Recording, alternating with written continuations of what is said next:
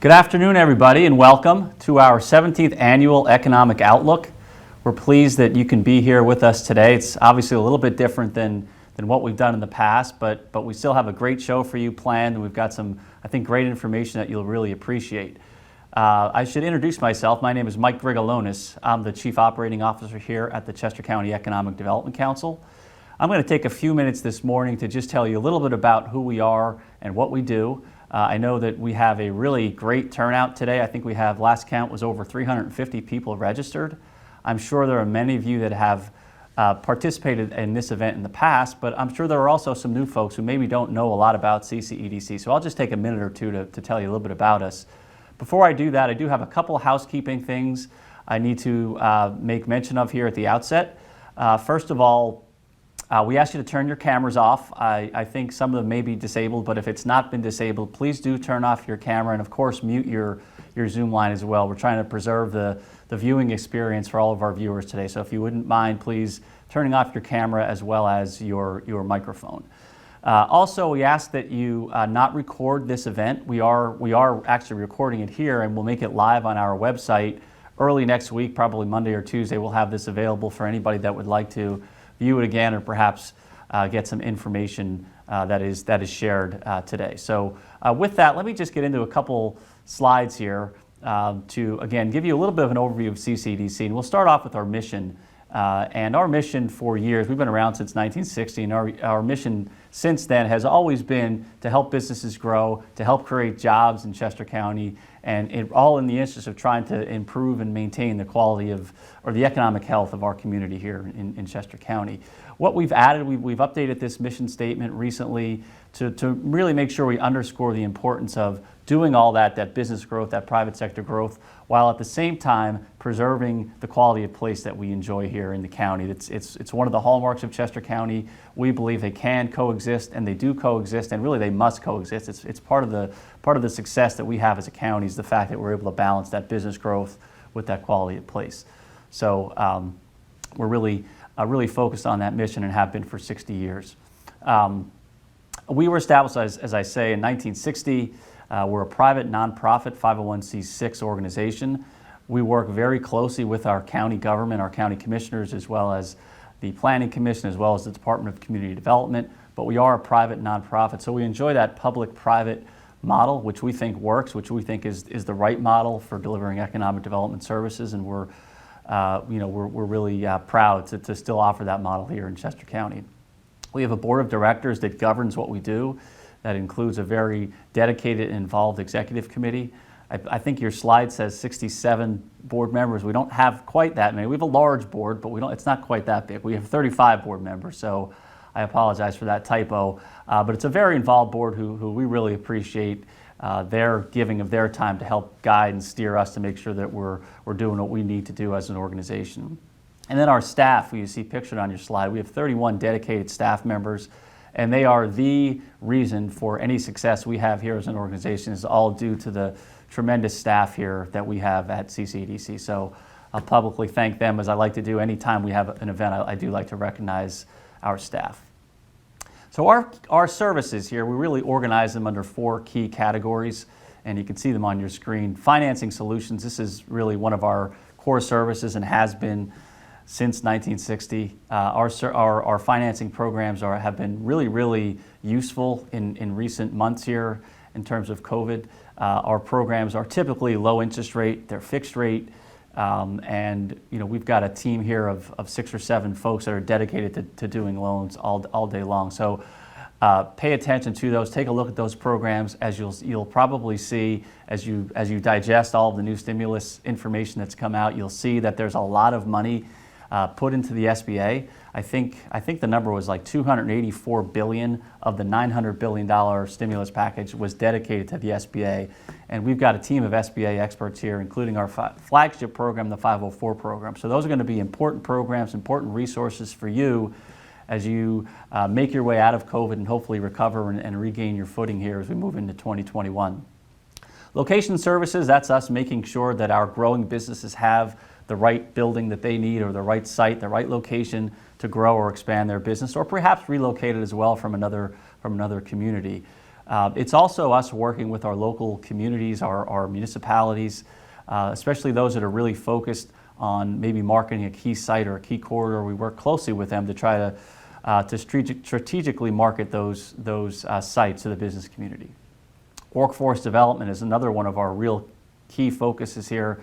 That is critical, obviously, as employers and companies are going to grow. They need the workforce and the talent to fuel that growth. And so we're working from our youth and some of our STEM initiatives and summer academies all the way up through dislocated workers and trying to match them up with employers that have opportunities, and as well as our incumbent workers and trying to upgrade their skills so they can be successful and have upward mobility within their respective organizations. And all of those in between, we've got a team, like our loan side, we've got a team of 7 or 8 workforce development professionals who focus on that each and every day. And then lastly, our innovation culture.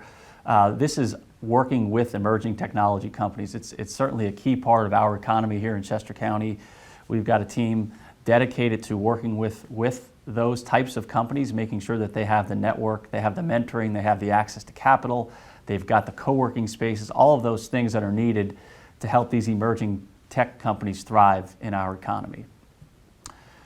So in order to do all that, it's important that we work with lots of different groups, and you can see just a sampling of those groups here on the slide.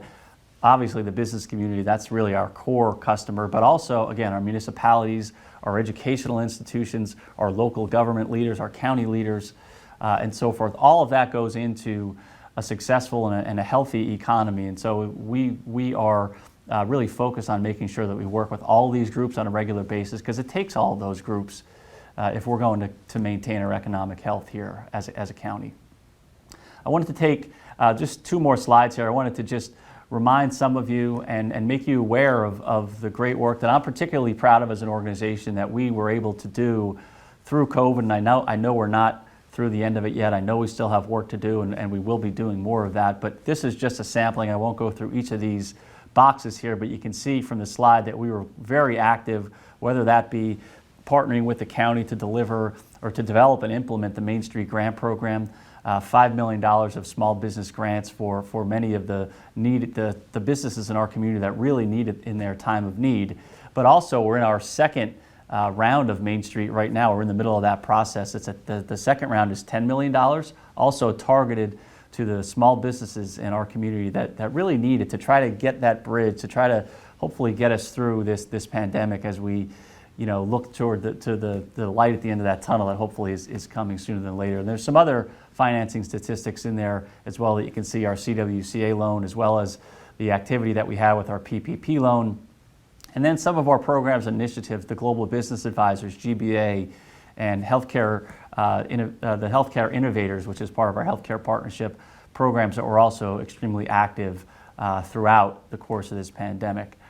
And then finally, I know this program is an outlook, and we've got Patti, Brennan, and Jim Glassman, who will give you some great perspective on 2021 and beyond and what to expect. I thought I'd just take a quick minute to give you a little perspective on some of the things we'll be working on. And as I mentioned earlier, we are right now in this first quarter, and what we're working on as we speak is round 2 of the Main Street grants that our county commissioners have offered and put out to our business community. And so we're actively processing those applications and hope to have those announcements here over the course of the next several weeks.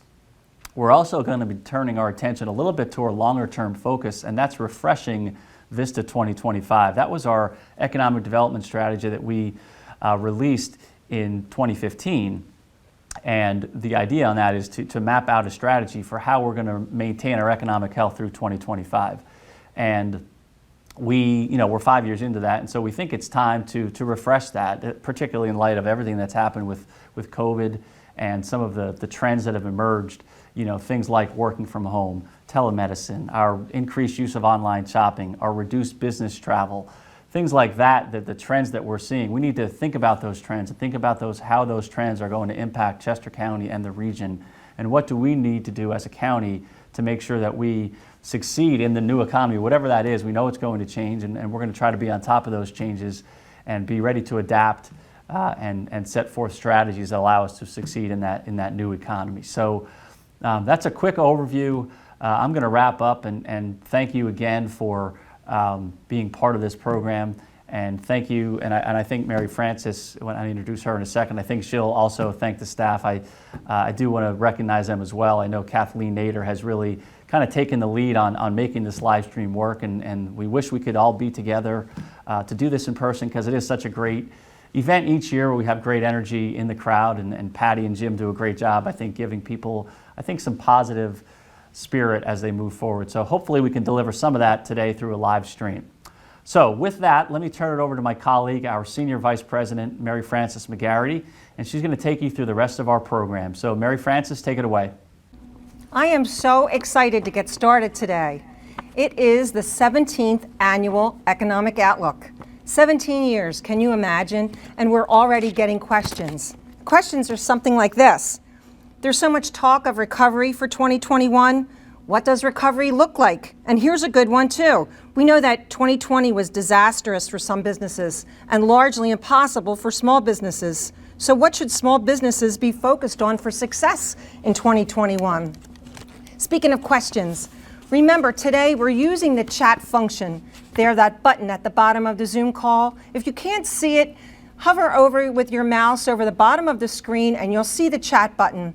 Fill in your questions, and we'll be collecting them during the presentations to be able to use them during the Q&A portion. Right now, we're going to have 2 speakers. Each will have about 25 minutes to do their presentations, and then we'll have 25 minutes for Q&A. Please be patient. We'll get to as many questions as we can, and we're looking forward to this program. So let's get started. Our 2 speakers today are Jim Glassman from JP Morgan Chase and Patti Brennan from Key Financial Incorporated. Going first will be Jim Glassman. Jim Glassman is the Managing Director and Head Economist for Commercial Banking at Chase. Jim has wide acclaim by the financial media who understand and value his economic policy issues. Jim is going to focus today on the national and global issues that will be impacting you and your business in 2021. Now we're turning it over to Jim. Hello, folks. I bet most people feel like 2020 good riddance. And for sure, it was a sad year for those who lost loved ones. For the economy, though, 2020 was kind of a Charles Dickens, worst of times, best of times year. I'll tell you what I mean by that in a second. But first, in my opinion, events like the COVID-19 crisis are like stress tests. They show us where our systems are inadequate. It's events like these that make us better. You never get better if you're never challenged. And there's a long list of things that we could do better. Better surge capacity at hospitals. A private healthcare system needs a little help from the government to do that. Better testing and tracing of these kinds of threats. Better integration of the federal and state and local government health networks. And better economic safety nets. I'm thinking of something that Germany has had in place for 100 years called Kurzarbeit, short work program. It helps to soften the blow to unemployment when you have short-term disruptions like what we've been living with. And this is not a comment about the outcome of the election, but I'll bet if our founding fathers and mothers were alive today, they'd be pretty satisfied with the system they helped set up. Watching programs on the history of Rome is a reminder of, they probably understood history a lot better than we do. Anyway, back to the economy. I think it's helpful to step back and think about what happened in 2020, because it was nothing like we've ever seen before. And I think it helps us to think about 2021. When people say the future is so uncertain, in my mind, the visibility on 2021 is probably clearer than we've ever seen before, because we have the answers in the medical science, and they've been proven pretty effective. So 2020, right at the outset, back a year ago, before we shut things down in March,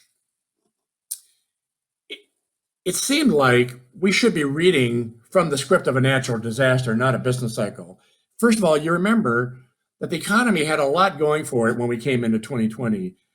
It was in a good place, as Fed policymakers like to say, even though unemployment was at 50-year lows, 3.5%, and the expansion was the longest in our 245-year history.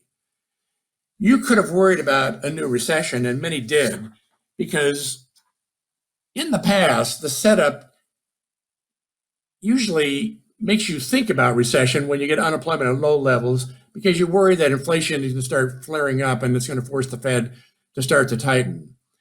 This is a big deal in my book, because had recession imbalances been popping up left and right, the March lockdowns, when we realized that we needed to ask restaurants, bars, fitness centers to turn out the lights, would have wreaked a lot more havoc than they did.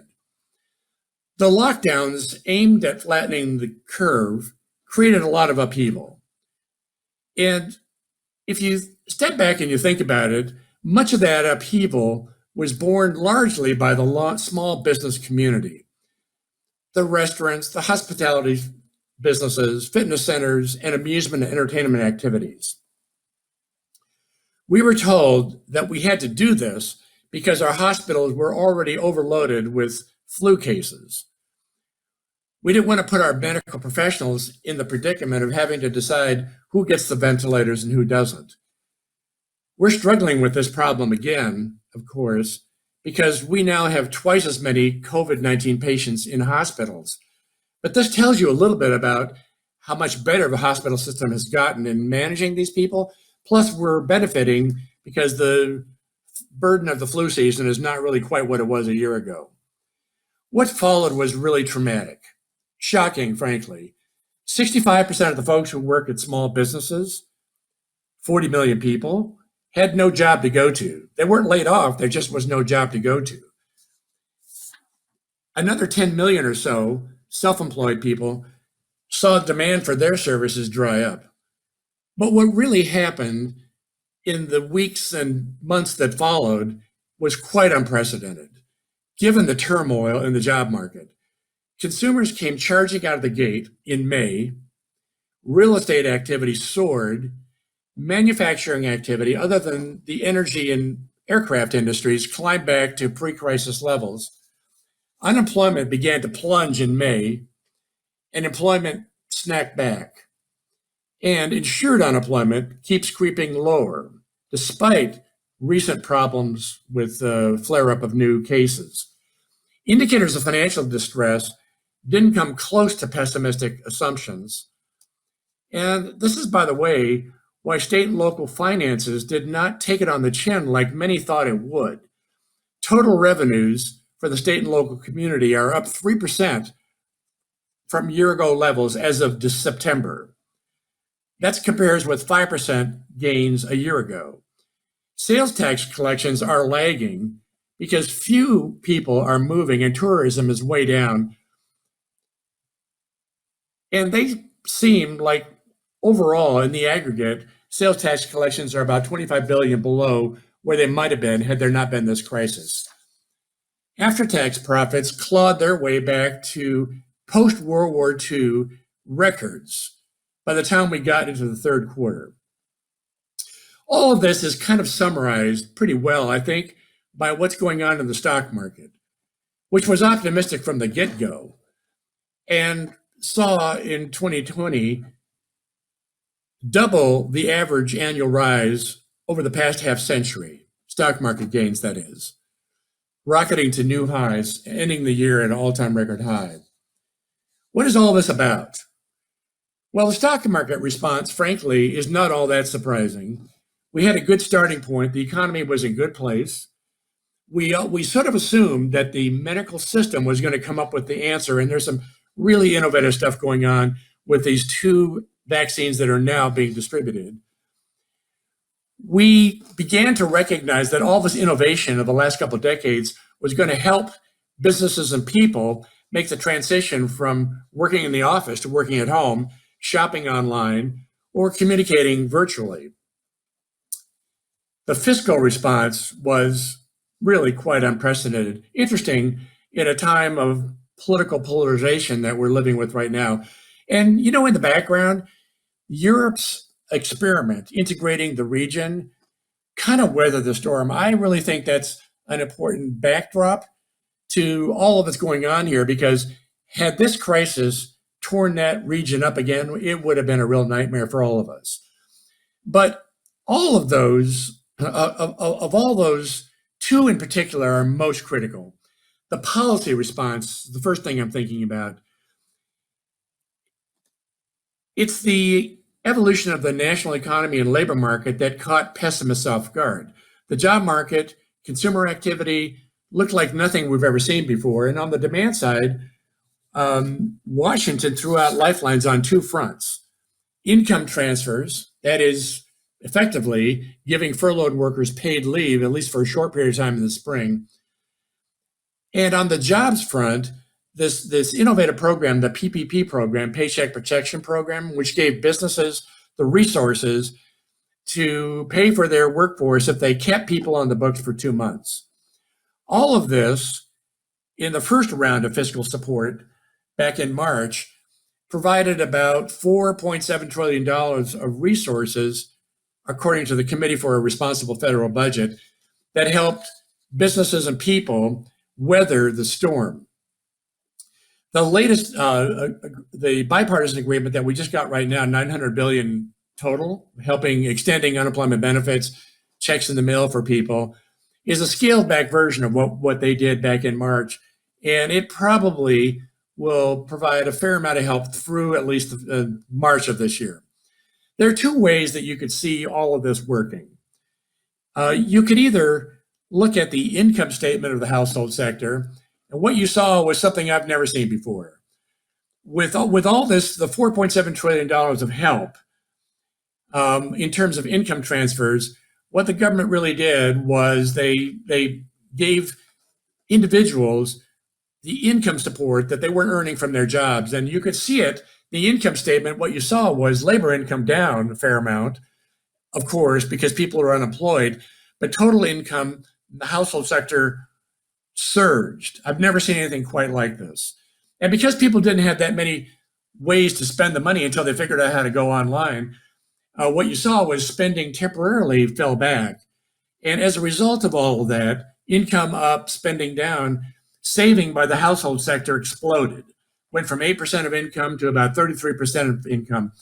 When economists see a thing like that going on, we know that this is going to help you think about what's going to happen in the summer months. When you see saving surge like that, it's not because people said, oh, gee, I better be careful because I may not have a job, so let me save. Most people don't have the ability to suddenly save a third of their income. This happened because the government transferred a huge amount of income from the federal sector to the household sector, and you could tell when you look at the income statement for households back in April that this was going to give people the wherewithal to get back to life when we let them go back, when we let the restaurants open up and the bars and the fitness centers. The other way you could have seen what was going on was you could just look at the balance sheets, bank statements. Retail bank deposits from the end of February to the end of April exploded by $2.3 trillion. Unbelievable. And that tells you, by the way, that this was all the result of what Washington did in 4 different initiatives in March. And it gives you a little hint of what to watch in the coming months to see how this next round of fiscal stimulus is going to help. Now, the other thing that was going on, the other thing I think that was really helpful, that helped us get over the hurdle from the national lockdowns back last spring, is that technology has given us the tools to make this adjustment more smoothly. I think the thing that's really puzzling to economists, we know, and in my mind, really since the mid-1980s, there's been an enormous amount of technological innovation going on, developing digital platforms. The thing that's puzzling to economists is that despite all this innovation, we don't see the benefits in the metrics of labor productivity. When you look at labor productivity, it didn't seem like much was going on. But you and I know that we are able to do so much more with so much less time because of all this innovation. And I think it's crises like these that kind of tell you how this is working. I think for a lot of people, when there's a lot of innovation going on, we don't embrace it immediately. We might develop it at the backup systems, but it's not until you're in a crisis where you got to figure out how to survive that you see the benefits of the technology. And from the early days, back in April, May, the thing that I heard the most from my clients was they were really surprised how easy it was for them to transition to digital platforms and basically move pretty smoothly. It might have taken a couple of weeks to set up systems, but what everybody was kind of in awe of the ability to transition to life in an era of lockdowns when you couldn't be at the office and you couldn't go to the restaurants, and people managed this pretty well. So I think that helped. I think I helped people get back to life pretty quickly. Now, what does all this mean? To me, the most important message, and you kind of figured this out. You could figure this out if you thought about it carefully. The evening of March 27, before the ink was dry on the CARES Act, you knew something different was happening. And I think the important message for those of us who were thinking about this back in March and April, what we sensed was that the current event is going to be more like a natural disaster than a business cycle. This is not a business cycle. And why does that matter? Well, when bad things happen, they're very disruptive. A natural disaster may not look any different than a business cycle in terms of unemployment. But the difference between a natural disaster phenomenon and a business cycle, I think of New Orleans and Katrina, what happened to New Orleans when Katrina hit. Storm comes in, rips the place up. The nation mobilizes resources to help New Orleans get back on its feet. And you know what? Within 2 years, employment in New Orleans was right back where it started before the hurricane. And I think that's the key difference between an event that happens that we have to impose. The upheaval that we're watching is really the result of all the lockdowns we imposed. But if we then make the effort to try to protect people, give people the income, particularly furloughed workers that had no job to go to, it's going to help people get back to normal when we are able to get vaccines out and let businesses open up again. And I think this is a way to understand why everything happened so quickly over the summer months.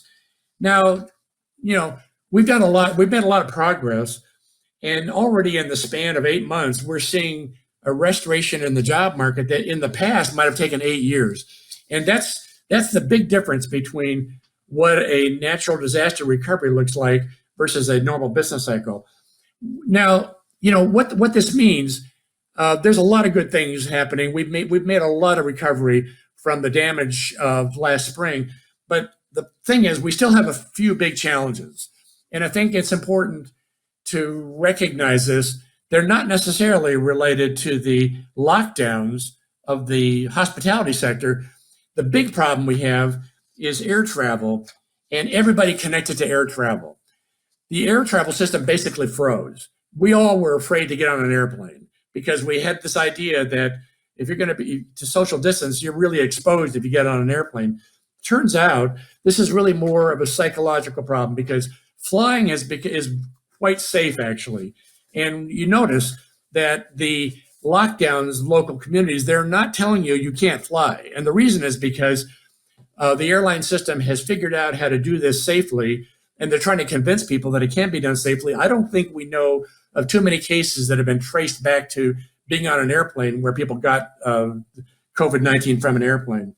And I think this tells you one thing to keep your eye on, trying to figure out where we're going, what's going to happen to folks. Keep your eye on air travel. When you look at the number of people going through TSA checkpoints, it basically collapsed back in March and April. It's slowly coming back to life. The number of people who are flying has returned to almost half of what we normally saw prior to the crisis. And it's happening slowly. And I think really it's going to take people getting comfortable. Well, I think the more the vaccines get out there, the more comfortable we're going to be getting back on an airplane, getting back to something more normal. My guess is the business community probably will not let people fly for business until we get into the summer months. So here's the thing. Where do things stand right now? As we see, all that upheaval in the spring, and then we saw a concerted effort to try to help people. Then we saw a lot of things coming back. Where are we? Well, there's a measures of economic activity put together by some folks at the Federal Reserve Bank in New York and a fellow at Harvard. They followed 10 different kind of indicators to construct a proxy for GDP. They claim that the economy by the end of 2020 was almost back. The national output was almost back to where we were prior to the crisis. We're still down about 1.3%. Pretty amazing, actually. Looking at monthly data published by an organization called IHS Markit, they construct monthly indicators of GDP that align with the quarterly GDP that the government puts out. By December, monthly quarterly GDP probably had recovered to about 98.7% of where it was prior to the lockdowns, $250 billion shy in annualized terms of the February level. Well, of course, because the economy likely would have continued to expand at roughly almost a 2% pace had we not had this crisis, had there not been a pandemic, the picture probably is a little less flattering because if you look at where we would have been, national output may be more like 96.7% of our potential. That's about $660 billion shy of where we would like to be. But what that means, by the way, is that looking at national output, we probably have recovered about 80% of the ground we lost back in March and April. Things began to turn around in May, and it's been steadily improving since May. The rebound, which leaped out of the gate in May, was led by an eye-popping surge in consumer spending back to pre-crisis levels. And we got a flurry of activity in real estate and even capital goods spending. Even the business sector outside of the aircraft industry and energy sector has sprung back to where we were prior to the crisis. For the job market, by the way, though, it's not been as impressive because a lot of the new activity, GDP, has been activity, virtual communications, online activity, areas that are a lot more productive. And all the guys that work for restaurants and bars, fitness centers, they really have not been able to work. And so all this means the recovery in the national output, not as dramatic as the recovery in the job market, but still employment we're making it. We're getting there. Employment maybe is 50 to 60% back to where we would like to be had there been no crisis. Unemployment is about 5 million higher than it was in February. Now, of course, the problem is when all that upheaval happened, there were quite a few people who dropped out of the market. 4 million people left the market. So unemployment would have been worse had we not had people giving up. Although I think if you look at insured unemployment, we still have about 10 million people who are getting unemployment benefits from regular programs. I'm not counting the special program that was set up for self-employed people. What can we say about 2021? Honestly, we still have, we have a bunch of new stimulus that's come out with this latest bipartisan agreement. I think there are a couple things that are shaping people's views about 2021. 2021 looks a whole lot better than what we've been dealing with in 2020. First of all, the stimulus, the $920 billion bipartisan package that just got signed up, extending unemployment benefits, checks in the mail for people, help for the airlines, help for the medical system, all of that for economists, what that is doing is probably going to be boosting economic growth by about 3 percentage points. Now, had we not had this deal, our economy probably would have just kind of chugged along at a trend-like pace. So what this means is the help we're getting from fiscal stimulus is probably going to help carry us through the winter months. And it's very likely that this would have given, altogether, this is giving you a reason to think that 2021, the national economy may grow about 5 percentage points. 2% had we not done anything, 3 percentage points with the stimulus. At the same time, you've got the vaccine going out. The hope is they can get a third of the population vaccinated by March, that means by summer, we might be able to get 2/3 of the folks vaccinated. And when that happens, that begins to slow the spread of the disease. It allows state and local communities to reopen, to lift the restrictions on restaurants, bars, fitness centers, and all the activity where people tend to cluster. So I think between the fiscal stimulus and the vaccines that are now in place, and there's going to be more vaccines joining, by the way. We have at least another 3 or 4 vaccines that are in development. All that will help to speed this process up. At the same time, you have the Fed holding interest rates close to 0%. Not only is it the short-term interest rates are at zero, but they're buying most of the debt that the government is issuing to finance all these programs.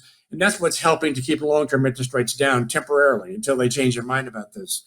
So these are all the things that are sort of driving the optimism that you'll hear about in the economist community. It's the reason why most of us are thinking the way to think about 2021 is you're looking at a year when the economy should be growing faster than its underlying growth trend.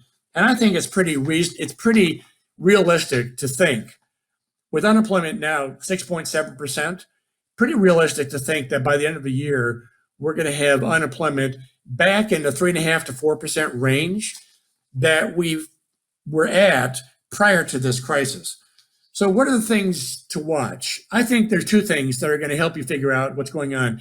Keep an eye on the progress on vaccinations, because the more successful we are in getting the vaccination, getting people vaccinated, the quicker we're going to be able to control the spread of the disease, the quicker the state and local communities can start to lift restrictions, which is holding things back, by the way.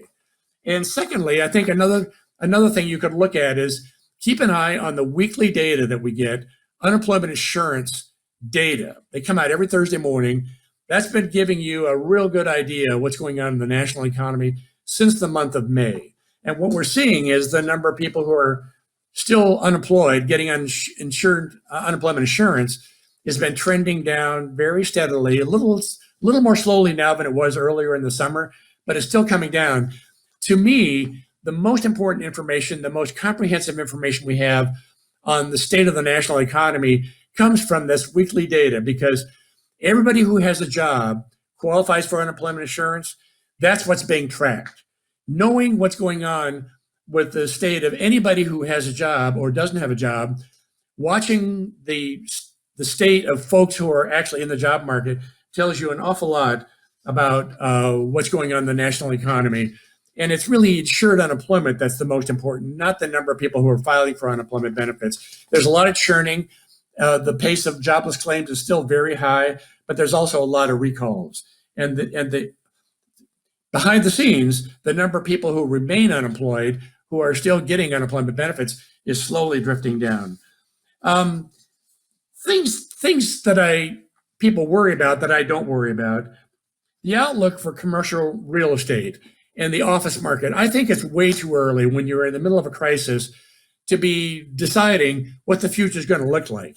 Ask yourself, for those who are worried that nobody's ever going to be working in an office again, and we're going to be all working from home, ask yourself what you might think about things if we have a vaccine that's effective and it's making everybody safe and it puts an end to this health crisis. I think once we have that, you're going to find that maybe some people will be able to work from home, but I think you're going to find that there's a lot of benefits from being in the office also. That's where we learn things. That's where you have a social experience. That's how people progress in their companies. So I think it's way too early to decide what the outlook for the office market looks like. In terms of all the fiscal spending that we're doing, people worry, is this going to haunt us? Is this going to cause inflation problem down the road? I think not, because when you think about it, all this support that the federal government is giving is really helping to replace lost income. It's not a stimulus. It's a rescue. It's like a lifeline. And it's going to go away the minute people have a job, get back to their jobs, don't need the help. That fiscal money is going to disappear. The reason it's not having an effect in markets is because the Federal Reserve is buying a lot of the debt that the federal government is issuing, and so it's not showing up in the market. If this were an issue for inflation or for future deficits, you would see this showing up in interest rates. And finally, I think people worry now, what is this going to do to the longer term fiscal problem? Isn't this creating a problem? The debt level was already very high relative to GDP, and overnight, in the blink of an eye, the debt burden has surged to 100% of GDP. That's kind of where we were when we came out of World War II, by the way. And so people wonder, is this going to force us to cut spending, raise taxes? I think it's important to think about what happened in the 1950s and 60s, what happened after World War II. Our debt situation is very similar to what we saw back in the end of World War II, 100% of GDP. But over the course of the 1950s and 1960s, what we saw, this is the Eisenhower era, what we saw was the debt burden came down from 100% of GDP to about 20% of GDP by the end of the 1960s. You know why it happened? It didn't happen because they raised taxes, cut spending. It happened because we had an economic boom. The federal highway system, post-World War II, there was just a lot of work to catch up on. And because the economy did perform so well, we were able to grow, to bring down the debt burden. And I think it's a reminder that there's a third way to deal with fiscal problems. Everybody thinks, well, the only way you can get your hands around this is raise taxes, cut spending. But actually, what we really could do to help get the fiscal situation more in line is get more energy in the U.S. economy. You know how you do that? When you survey, the government finds that when we ask businesses how many jobs are out there that you can't find people for, we have 6.5 to 7 million jobs we can't find people for. You know why? Because we have an awful lot of people who are moving to retirement. People are leaving, and we don't have as many people coming into the workforce. So if we could find a way to fill those jobs, you could do an enormous amount it would provide an enormous amount of energy for the U.S. economy. We could probably, the jobs we can't find people for represent about 4.5% of the labor force. If we could address the immigration reform system, if we could reform immigration reform to allow people who have the skills to get into those jobs, you could boost the economy's growth rate. Secondly, we ask any economist, we'll all tell you, any politician, we all agree that one way to get the economy moving faster is to invest an enormous amount in infrastructure, better transportation systems, moving goods and people faster over the network. If we could do that, the return on that investment is enormous. It would help to boost the economy's growth potential enormously. And I think, what this tells you is, yes, we have an issue. The fiscal situation needs to be looked at. Down the road, we're going to have to figure out what to do about this. But the smart ways to address this is to figure out how to get more energy in the U.S. economy. You're not going to solve the problem by raising taxes and cutting spending. That would just drain energy from the U.S. economy. So, by the way, I've got a picture in a handout you'll see. You might want to know what's going on in Chester County. Honestly, what I find, no matter where you go in our country, no matter what town you show up in, no matter what county you go to, no matter what state, we're all dealing with the same thing. And you can sort of see that if you look at employment trends in Chester County, compare it with Philadelphia, compare that with the U.S. We all look the same because we all have the same kind of businesses. When you lock down, when you ask restaurants, bars, fitness centers to turn out the lights, and you ask people to stay at home, it's going to have a very similar effect around the country. And what you'll see in those charts is that although the national economy has sprung back to life quite impressively, we've made a lot of progress. We're maybe 80% back. 80% of the ground we've lost has been recovered. The labor market has a lot more work to do because a lot of the sectors that we've shut down are very labor intensive. And that's where we're going to see a lot of the improvement in the days ahead. Finally, I think there's we're keeping our fingers crossed about 2021, but honestly, I think the picture looks a lot clearer than it normally does because what we've been waiting for is a medical answer. We now have a medical answer. That's what's causing the problem. That getting a medical answer is going to allow us to lift restrictions on the economy and let people get back to life. And of course, a lot of things will look different down the road. But so there we are. Keep your fingers crossed. Honestly, I don't think you need a lot of imagination to believe that this is going to be a decent year for the economy. Markets are telling us this. Medical science has been telling us this. Consumers are telling us this. And businesses are acting like this will be so. So stay safe. Have a good day. Thanks, Jim. We really appreciate your insights. Our next presenter, Patti Brennan, the president of Key Financial, located right here in Westchester. Patti has been awarded many awards over the years. So Patti was the Barron's Hall of Fame Award winner this year. She was also noted as the top 250 women wealth advisors by Forbes, as well as best in the state wealth advisors by Forbes. Again, this is only for 2020. Patti has spent years advising people about their income and their retirement strategies, focused on her caring and knowledgeable delivery and help with financial planning. Patti's standing by in her offices in Westchester, and we're sending it over to you, Patti. Thank you so much, Mary Frances, and thanks to all of you for joining us today. You know, if you've attended this meeting in the 15 other years that we've done it, I'm going to hit the ground running and pick up right where Jim left off. But before I start, I don't know if any of you guys saw this. I kind of thought it was funny. You know, for the first time ever, we're actually going to be able to say hindsight really is 2020. So let's kind of frame this in three parts. Number one, what happened? Number two, what did we learn? And more importantly, what should you do from here? So what happened? Actually, I think we should say what didn't happen. You know, we all know we had a terrible pandemic. A lot of families and lives were lost in America and throughout the world. We had a massive drop in our economy and GDP, record unemployment, and a stock market crash.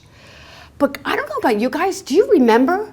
Let's go back to the beginning of 2020 with the Australian fires and the fires in California as well. How about negative oil prices? Like, who would have thunk, right? And here we were running around looking for toilet paper. And lest we forget, the Asian murder hornets that showed up in Washington state. Like we didn't have enough to worry about?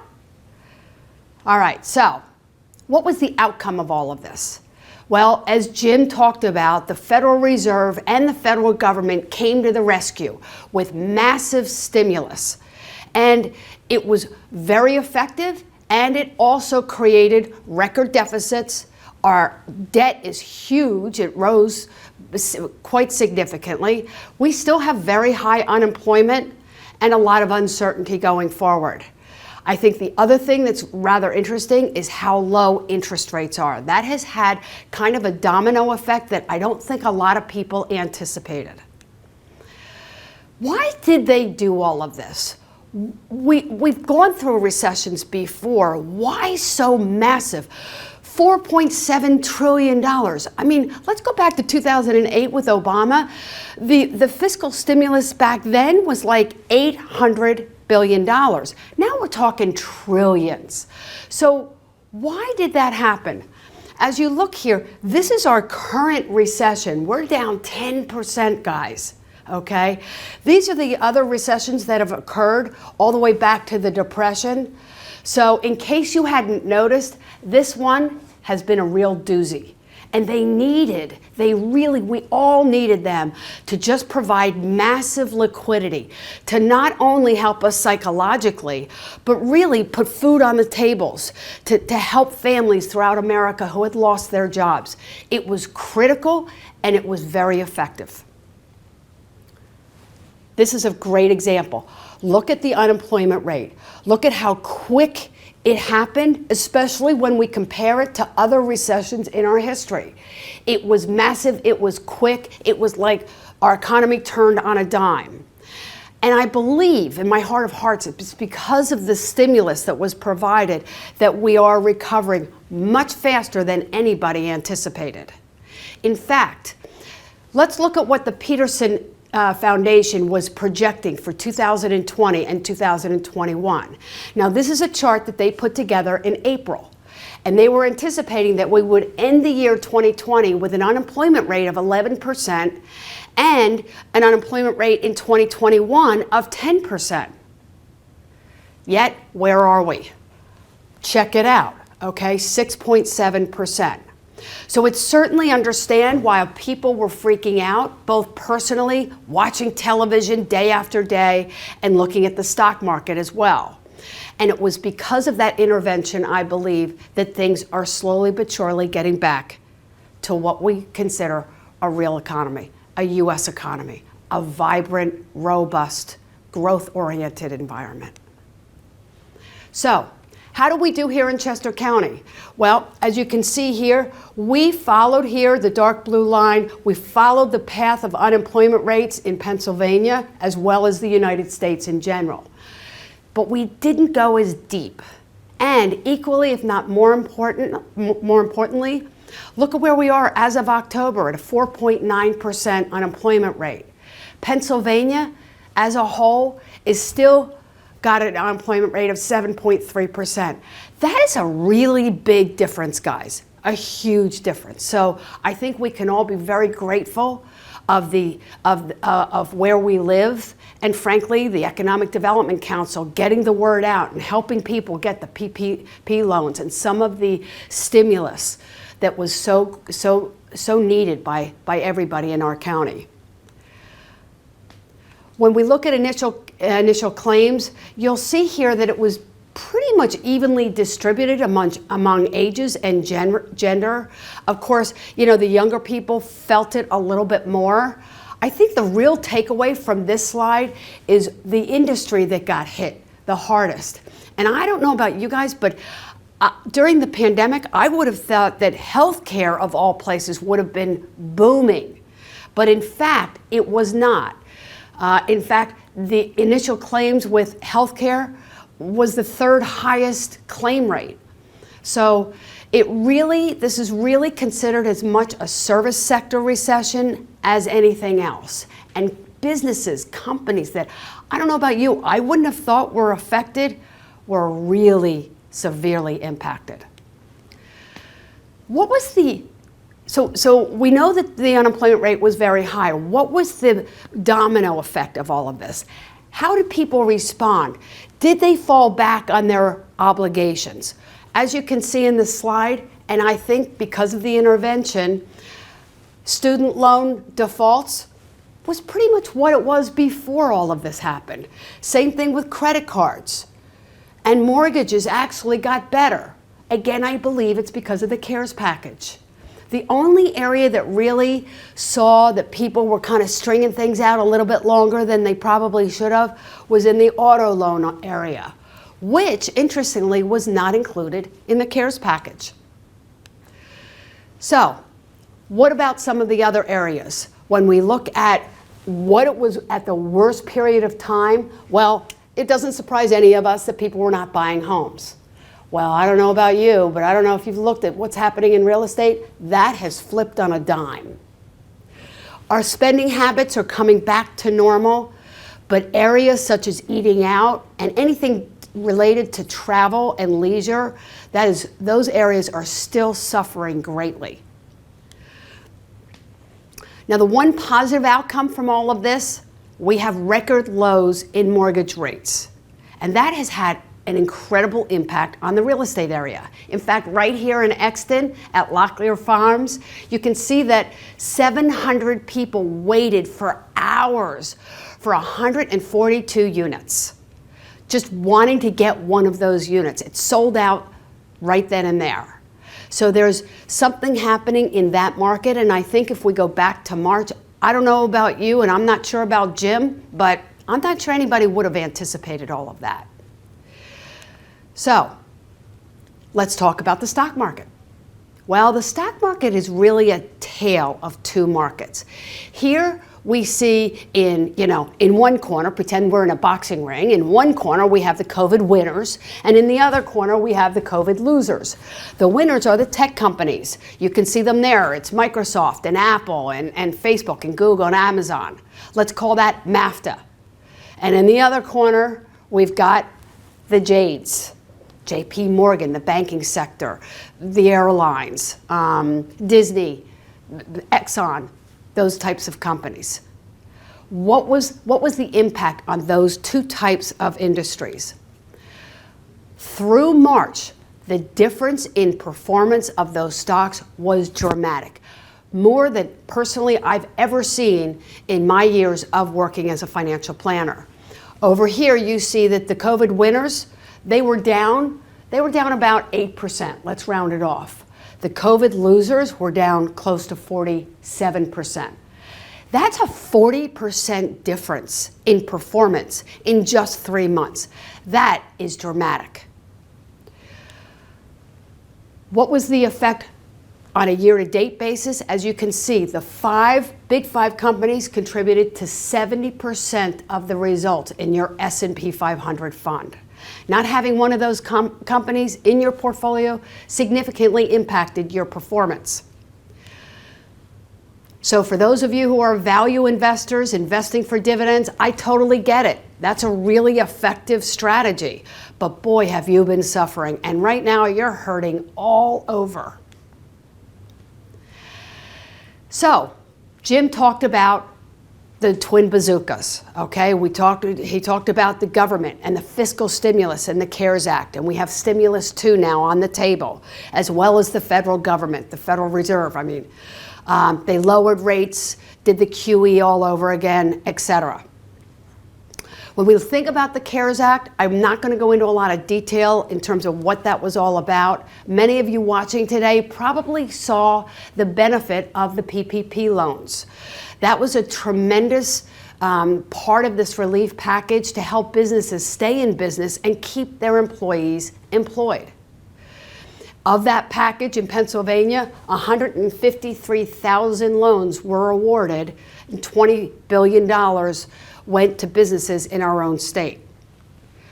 When we compare it to other states, of the total package, we got in Pennsylvania about $81 billion, about half of what New York got, but we got more than New Jersey and a lot more than Delaware.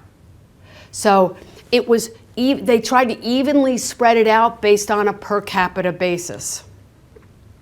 Now, Jim talked about it in his presentation.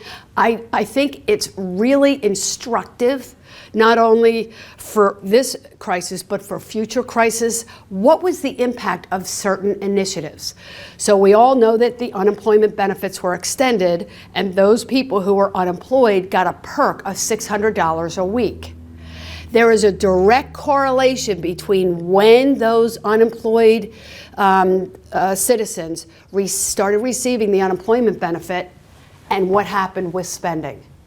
And that is really important. I'm going to go into that in a minute as to why spending is so important to our economic recovery. So direct benefit. These are the areas where people spend it. And I think when it comes to those stimulus checks, a picture tells 1,000 words, doesn't it? For people earning over $25,000 a year, more than half of that stimulus went towards paying down debt or going into savings. The rest was spent. Sounds pretty good as a certified financial planner. Okay, I'm going to do something. I'm going to kind of take us all back to school because I really want to explain something that you're going to hear about, I think, going forward. And I want to break it down, hopefully in the terms that you can understand. So Economics 101. One person's income, or one person's spending is your income. Somebody had to spend money, give it to your company. If you work for a company, your company gave that to you in a salary, right? So someone else's spending is your income.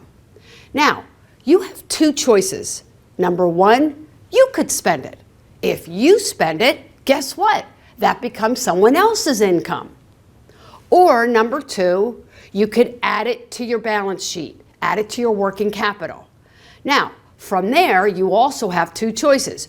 You could put it into your savings account, or you could invest it. When we spend money today, we are spending to increase our quality of life, our standard of livings today. You spend the money on your home, your cars, the kids' tuition. We're increasing our standards of living today. When we invest it, we're investing it to increase our standard of living in the future. When we save it, it gets locked up in the banking system. The bank has it. You're not earning very much interest at all. In fact, you're losing money after inflation, and it's not creating income from somebody else. So we don't have that velocity of money that is so important in a vibrant economy. So keep that in mind as you go forward, that the government needed us to spend money to create income for other people, or we needed to invest it so that we can create the opportunity to increase our standard of living in the future. And by doing so, we're creating income for someone else in the future as well. Hopefully that makes some sense for you. One thing I'm going to ask you, please don't go home and tell your family and all your friends that Patti Brennan, the financial planner, said, oh, we're supposed to spend all our money. It's good for the economy. Okay, everybody. Moderation in everything, okay? So, going forward, what did the Fed do? So we don't want too much money. We want some, but we don't want too much money locked up in the banking sector, sitting in savings accounts. So what does the Fed do? It created a disincentive. They said, okay, we're not giving you anything on your interest, okay? Why was that? Because during March and April, they saw that the savings rate in the United States went up to 33%. I gotta tell you guys, that is crazy. I mean, the normal savings rate is probably in the range of about 5%, and we are still at 13%. Again, you think that that's pretty good, but remember, it's not helping our economy. And when we don't help our economy, we're not adding to other people's incomes, and frankly, you're not helping your portfolio either. So the Federal Reserve needs to give us an incentive to get it out of the banking sector. But even so, in spite of that, we're at over $4 trillion today sitting in the banking sector, all locked up. So from a fiscal perspective, we have this second package. And I believe that that probably won't be the last of it, because we got to get this engine moving again. We got to grease it a little bit more. So I'm not going to go over the second package at this point in time. Here's what I'm going to say to all of you watching today. If you want all of these details, especially the breakdown of this new stimulus package, there's some pretty juicy stuff in here. And many of you watching today are going to benefit from it, but you have to know what it is. So please tap into the Chester County Economic Development Council. Really reach out to people to find out what you are eligible for. Even if you got a PPP loan before, depending on what's happened with your revenues since, you could get a second loan, and that too can be forgiven. Speaking of which, let me just get this off the table. For those of you who did get the PPP loan, to me, the biggest relief for many businesses was that the PPP loan forgiveness. If your loan was forgiven, it is not going to be considered taxable income to your business. So that's a really nice perk. Okay, so this is the rest of the package. Again, reach out to me. I'll give you all the details, etc. Some pretty good stuff there. So you might say, okay, Patti, fine and dandy. That's great. I would love for them to pay my student loans, and I'd love for them to pay my mortgage off, by the way. Like, what is this really doing to our debt? And as you can see here, this is an old slide. Our national debt is up to $27 trillion, and we are at record deficits. So there's a couple things that I'm going to say to you today. And I just want to go back to our forefathers. In fact, I'm going to go back to Abraham Lincoln.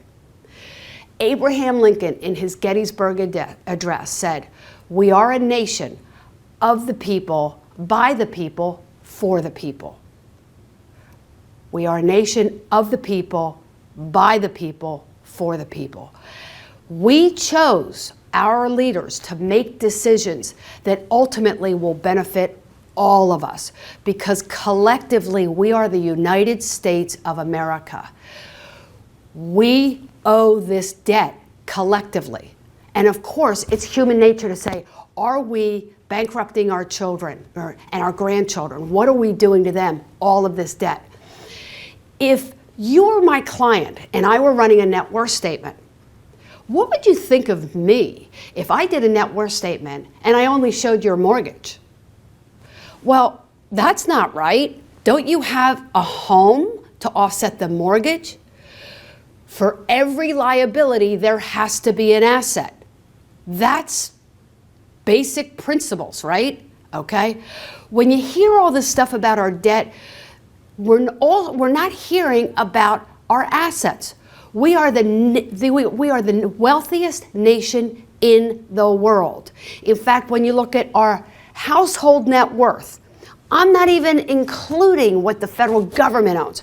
Just you and I together as the United States of America, our net worth, assets less our liabilities, our home less our mortgages, is estimated to be about $148 trillion. Then we add what the federal government owns. Just the resources, the mineral rights, the oil and gas, the real estate, the White House, for God's sake, okay? You add that on to all of that, we are a very wealthy nation, okay? Now, we can't be irresponsible with how the money is being spent, but if there's any time for the government to come together, unilaterally, bipartisan, almost unanimous votes on that CARES Act and say, we got to do something now, it's got to be fast, and we got to give it put this money into the hands of Americans. And they did. So always keep that in mind. When you hear about the debt, ask the question, well, what are the assets to offset it? The other thing to keep in mind is who owes the debt? I'm coming back with Abraham Lincoln again, guys. Abraham Lincoln said it. The great advantage of citizens being creditors as well as debtors with relation to public debt is obvious. Men and women can readily perceive that they cannot be much oppressed by a debt which they owe to themselves. What is this debt? This debt is in the form of treasury notes, treasury bonds, bills. That is the debt. When you buy a mutual fund that's government debt, you are buying those bonds. So yes, that's a debt, but we owe it to ourselves because we hold the security. So always, please keep that in mind as we go forward and we hear, I think we're probably going to hear a lot more rhetoric about the debt. Again, got to be responsible, all right? But keep it all in perspective. I think, and this I didn't do, but I think it's also important to understand that the cost of servicing that debt is dramatically lower than it was in the 80s and 90s. Even though we owe a lot more money, actually our out-of-pocket cost of that $27 trillion is a lot less than the out-of-pocket cost was for a lower amount in the 80s and 90s. I have the slide to prove it. Anyway, let's talk about the election. In my years of business, I cannot remember an election that was filled with so much emotion, anxiety. We got as many calls prior to the election as we got in March and April. And yet, as I said in my quarterly letter to all of our clients, and it was a letter that kind of gave us some historical perspective, what the market did before, during, and after is like clockwork. It's textbook what's happening. So to make a decision on your long-term financial assets, your portfolio, based on, something that might be happening this year, it's probably not a good idea. In fact, there's really not that much of a difference in terms of rates of returns in election years versus other. The one thing that is clear is that if you were investing based on your political leanings, one way or the other, you did not do nearly as well as just hanging in there through thick and thin. And I hope, I'm going to end with this on this thing. Again, this is part of the letter, but I hope this doesn't offend you, but elections are really important for social reasons. We had a civil unrest, Black Lives Matter. That stuff is really, really important, and there are some changes that need to be made, and we need our leaders to start. But if we're just talking about the market, let's just talk about the market. It really doesn't care if we don't like who's president. In fact, liking or hating the government is probably not going to be a sound investment strategy. And by the way, for those of you who may be concerned, especially now with the change of leadership, there is often talk about Democrats versus Republicans, and Democrats being spenders and Republicans being much more constrained. There have been a lot of signature legislations that have occurred in our history. If we're talking about socialism, I can't think of another piece of legislation than Medicare and Medicaid in 1965 that would be more kind of socialistic than that. And there have been 3 others. We can go and talk about Obamacare when that was passed, and people were worried, freaking out. Oh, we're becoming a socialist nation. And yet, when you look at historically the dark blue line, that's the government spending, even in spite of all of that legislation. It really hasn't changed. Folks, I believe in my heart of hearts, capitalism is here to stay. Now, let's get back to the market. How does this bear compare? The COVID slowdown, we see peak to trough on the S&P 500 alone was 34%. As we talked before, many of you saw some of your investments down 50% or so. The recovery, though, the duration was very, very short. And I think an important takeaway from this slide when we look at everything that has happened since the crash of '29. Yes, there are certain macro things that have happened, but look at the bull markets in the last 40 years. This is what Jim was talking about in his presentation, and I'm talking about now. We have learned. Our leaders have learned. We have learned. And I believe that it has led to a more robust economy, and it certainly hasn't hurt your portfolio. But, as always, when you invest in the stock market, you need to go into that understanding that every few years you're going to lose a lot of money. It's a market loss. It's a paper loss. It's temporary. Just like, God willing, this pandemic is temporary, that there's light at the end of the tunnel. These bear markets, historically at least, have always been temporary. You don't want to react or overreact while they're happening. The key here is, and the reason I want this to talk about this today, is that the recovery that we've experienced here is not typical. If it happens again, you got to hang in there for what could be almost a year. That's typical in terms of the recovery, okay? Now, epidemics have happened before. Anybody remember HIV and AIDS, or SARS or swine flu? How about Ebola, Zika, okay? So epidemics have happened previously as well. And I think the other thing that we should all feel really good about is how quickly scientists and pharmaceutical companies and governments got together to find a solution in record time. Whoever would have thought that we would have a vaccine by the end of 2020? Something that would normally take about 7 years occurred within, 7 months probably, okay? So as with any adversity, as with any crisis, Jim said it, and I'm just going to reinforce that fact. When things like that happen, there's a lot of good that comes out of it, and I think this is one of them.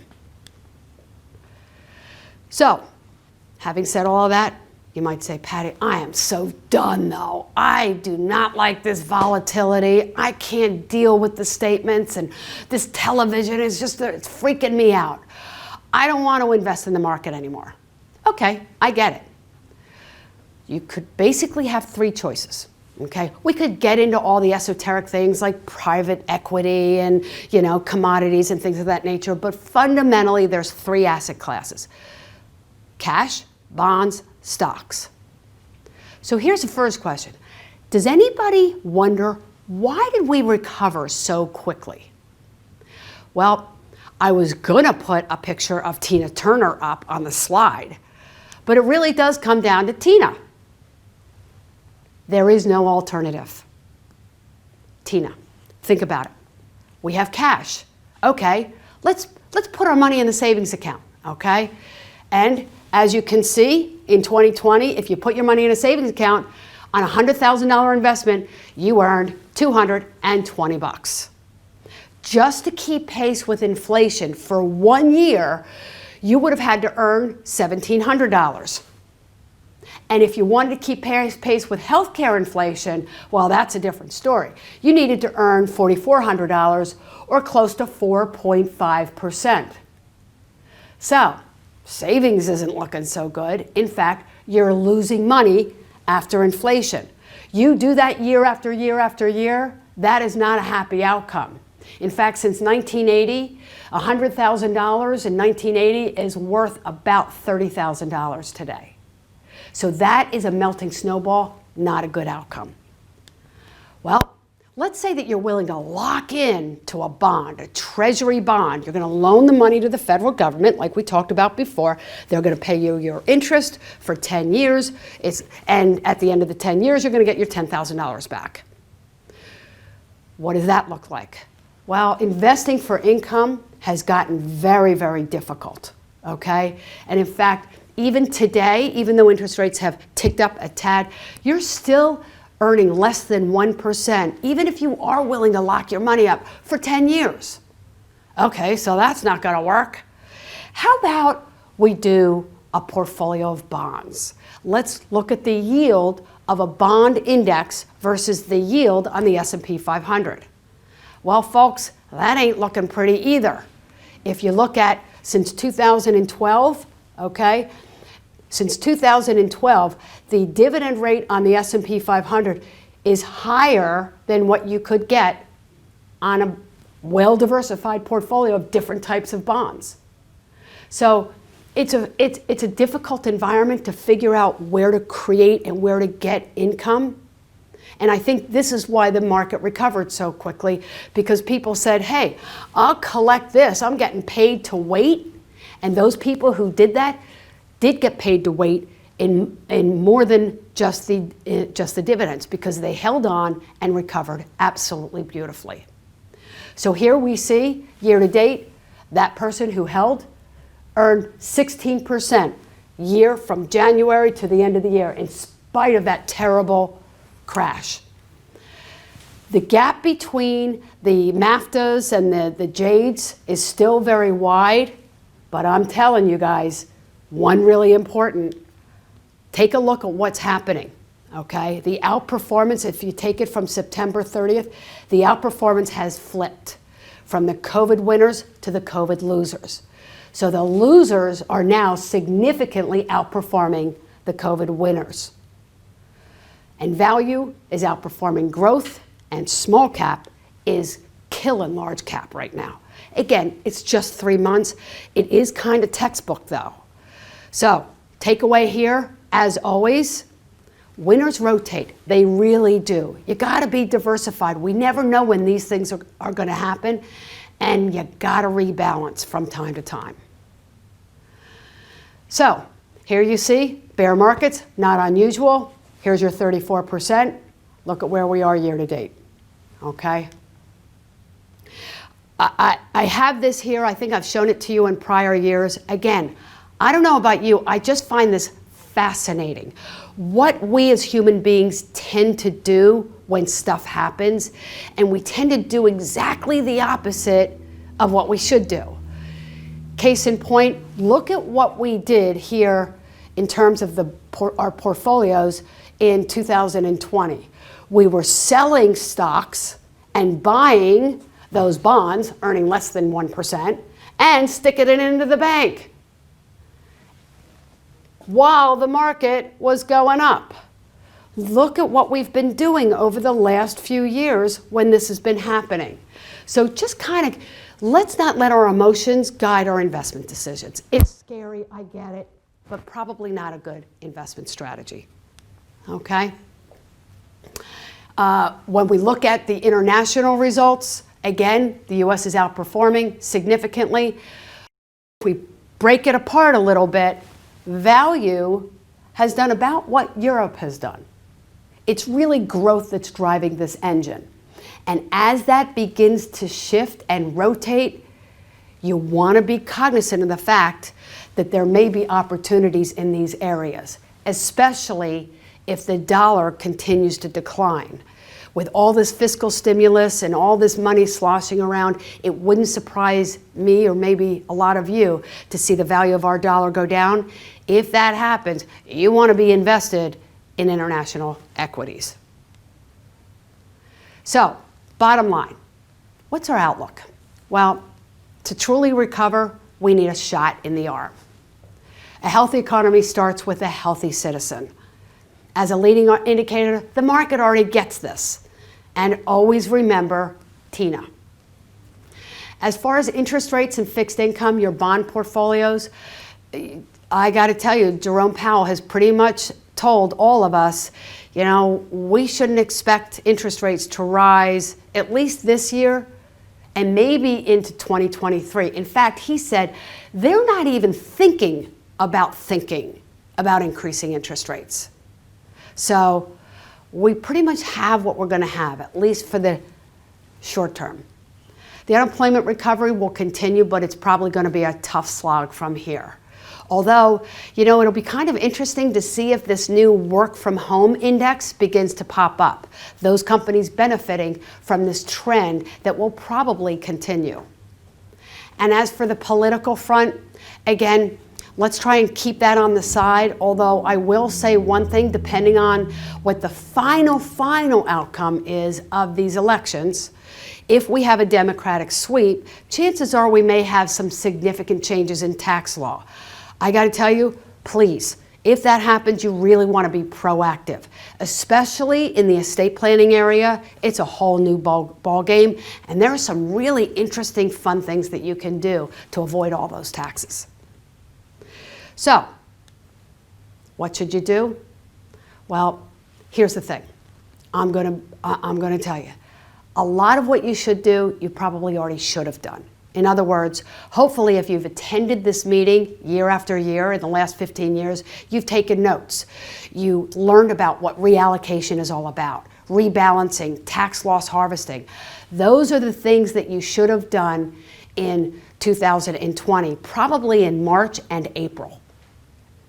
I'm not saying it's too late now, but especially from the tax planning perspective, it is probably too late.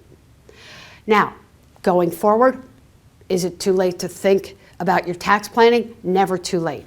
And it's always a good idea to understand where you stand relative to your goals and making sure your portfolio is aligned to what's important to you. Remember, you are investing to improve your standard of living in the future.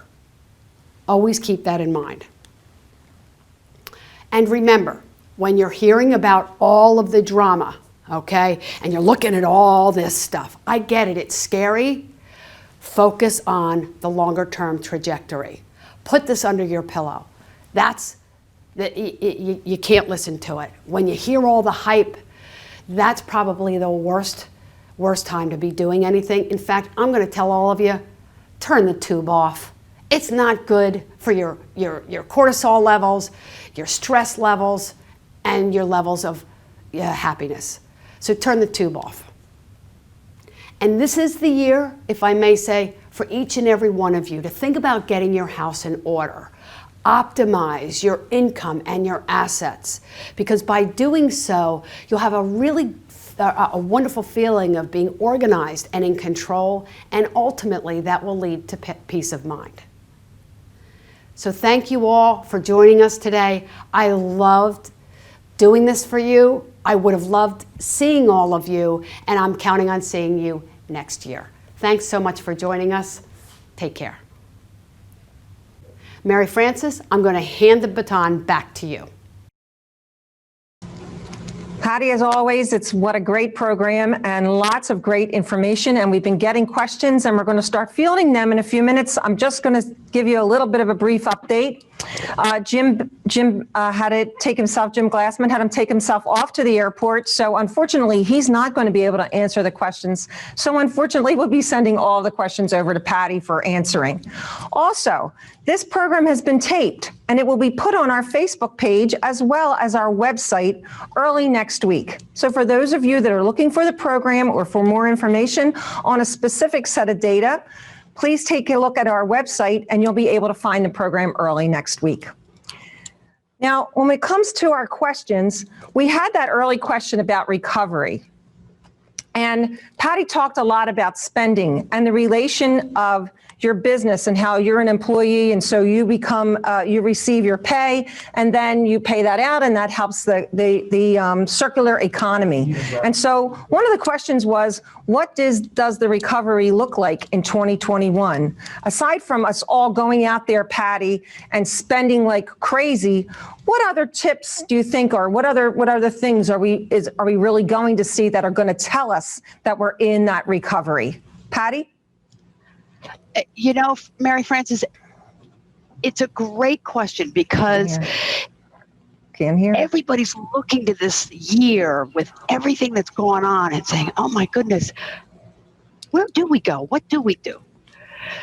From a personal planning perspective, I believe there's a lot of pent-up demand. We saw the amount of money that's sitting in the banks. It's just frozen there, but people really are getting itchy. They've been itchy, but now even more so. So I think that the spending levels are going to increase, and that's okay as long as it's within reason. I think from a business perspective, everybody that we met with last year, a lot of business owners, the key was to survive. If you survive, you're going to be amongst, you're going to be in the group that actually did, because a lot of businesses are not going to survive. So as a result, you're going to gain market share. So just survive, be smart, and, to Jim's point, keep on the lookout for talent. I think that from my perspective, I will tell you that I took advantage of what was happening last year, and while everyone else was laying people off, I hired people, and that's making all the difference in the world right now. We've increased capacity.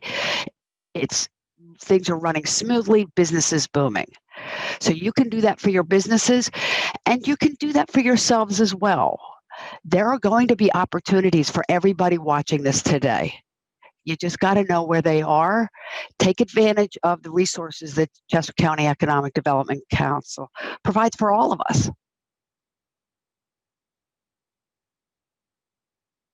Patti, one of the following questions with that relative to the recovery was about companies who appear to be sitting on record levels of cash.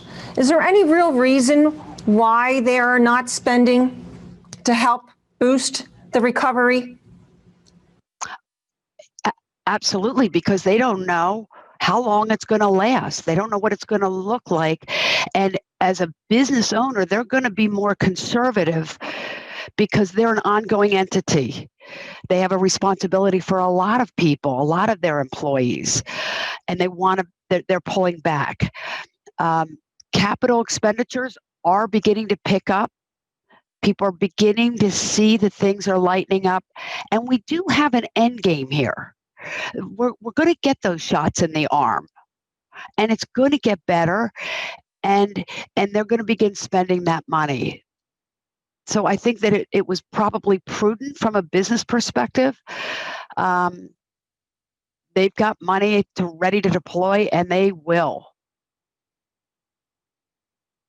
Then when this recovery begins, what do you think is going to happen to inflation?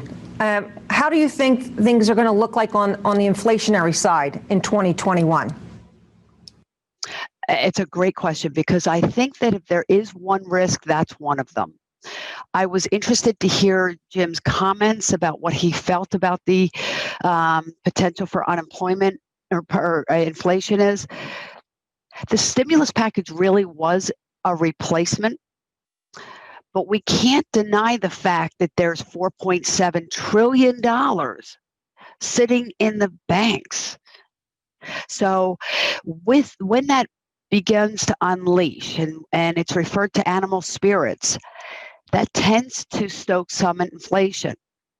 Now, we can worry about that, but just as this stimulus package and the twin bazookas of the fiscal stimulus and the Federal Reserve coming all at once so fast, that was done as a result of the learning that occurred after the financial crisis. Let's go back to that for a second, because there was a lot of stimulus back then as well. They lowered interest rates. We had QE1, QE2, QE3. President Bush at the time lowered tax rates. Then Obama did some additional stimulus packages, but it was much more targeted. It was more geared towards particular industries. Remember cash for clunkers, TARP, aimed at the housing industry. And what they found was that it helped, but it was clunky. It was too slow. They were so worried about only helping the deserving that it just created a much longer recovery. It wasn't typical then. So they learned that whatever is needed to do, they got to do it fast. Get it into the hands of Americans, both the deserving, the undeserving. We'll figure it out. We grow the overall economy, and we make sure that we don't suffer even more. So it's a long way of answering the question. Yeah, inflation could come back, but just as what they did in the financial crisis was an experiment, and this was an experiment, there was an experiment in 1982 when Volcker took over with stagflation and inflation at 14% and no growth. And what does he do? For the first time ever, he raises interest rates. Everybody thought it was crazy. They were like, what are you doing?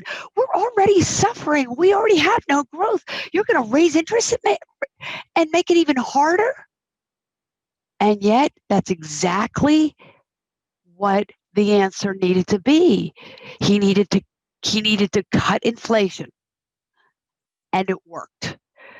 Just like that was an experiment, the financial crisis was an experiment.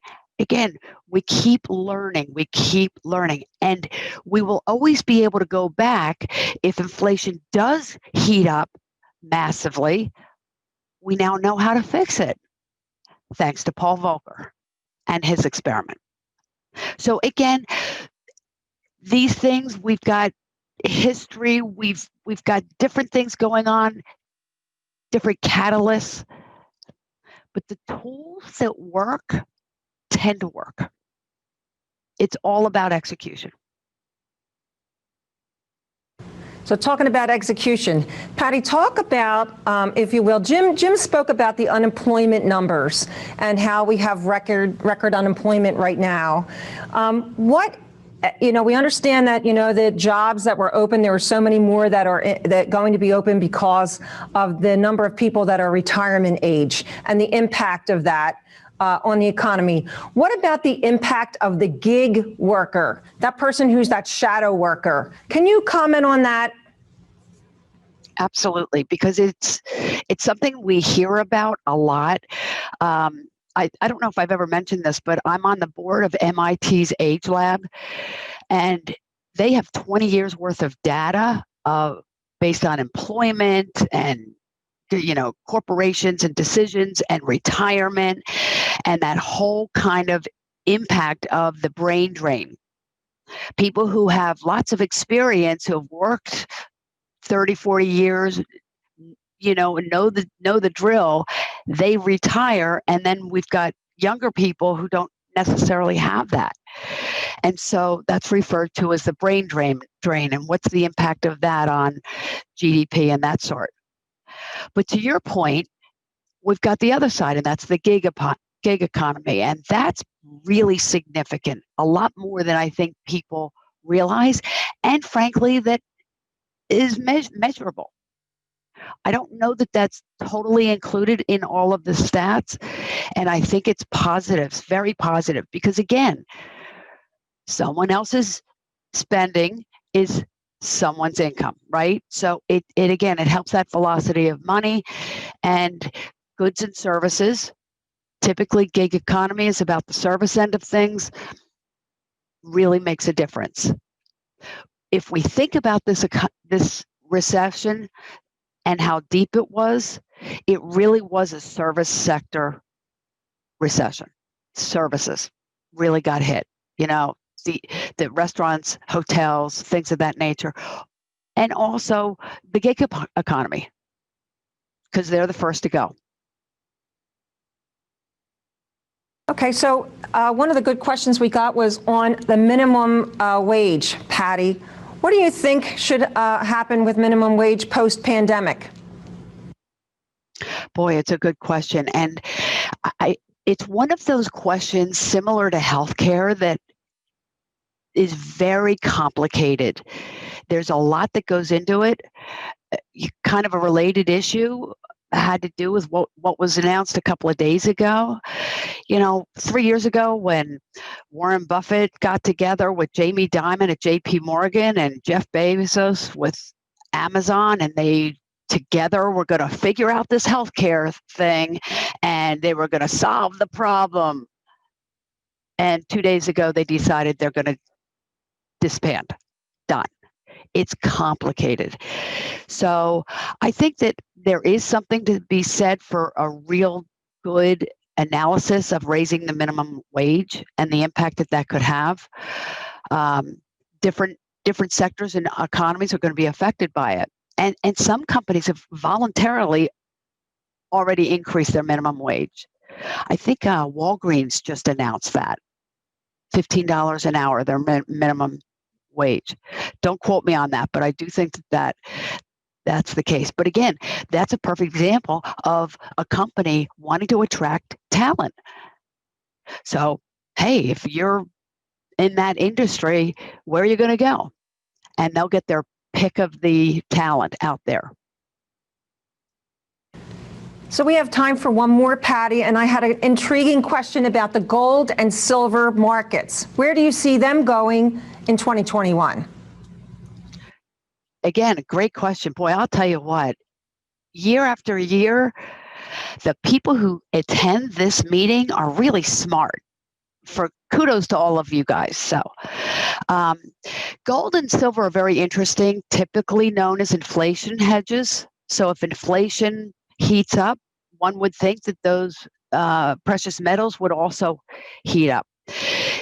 It's also related to currency because as a storehouse of wealth, if you will, as the dollar begins to decline in value, why does the dollar decline in value? Because there's a lot more of them. So typically when there is the kind of fiscal stimulus as well as the Federal Reserve intervention, the value of the dollar against other currencies declines. And sure enough, if we look from peak to trough towards the end of the year, the value of our dollar declined by 13%. That's a big deal. That makes that whole U.S. versus international equation very interesting. But getting back to gold and silver, again, if inflation begins to heat up, that could also make those commodities increase. There's a kind of a interesting thing happening, though, as competition to gold and silver, and that's Bitcoin. So keep on the lookout for that. You may not see gold and silver rise as significantly as, kind of lockstep with that inflation as an inflation hedge. You might be looking over at Bitcoin. Not a recommendation, by the way, guys, because it's already at 40,000. So be careful with that. As with everything, talk to your advisor. You don't want to be investing. You don't want to be doing that rear view mirror investing. Okay, that's already happened. The question is what do we think going forward? Again, keeping in mind, remember that growth versus value. Value hasn't done anything in five years. I mean, I say it's grown, but the spread has been really significant.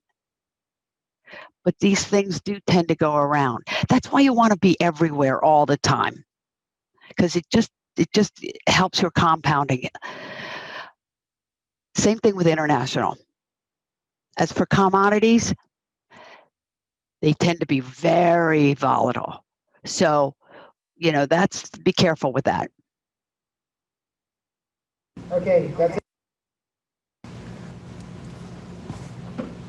All right, well, we've reached the end of our program, and we really thank Patti for hanging in there and answering all those questions, and for you for supplying them. We really would be remiss if we didn't thank the people who helped to do the production of this, most especially Kathleen Nader of our staff from CCEDC. We also want to thank our marketing team, Leslie Reichel and Tracy Oberherzer.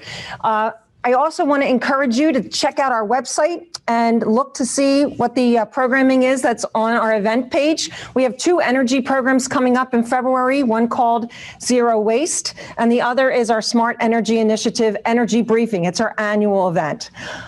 We want to also thank you so much for spending the time with us, and wish you a happy, healthy, and prosperous 2021. Thanks again.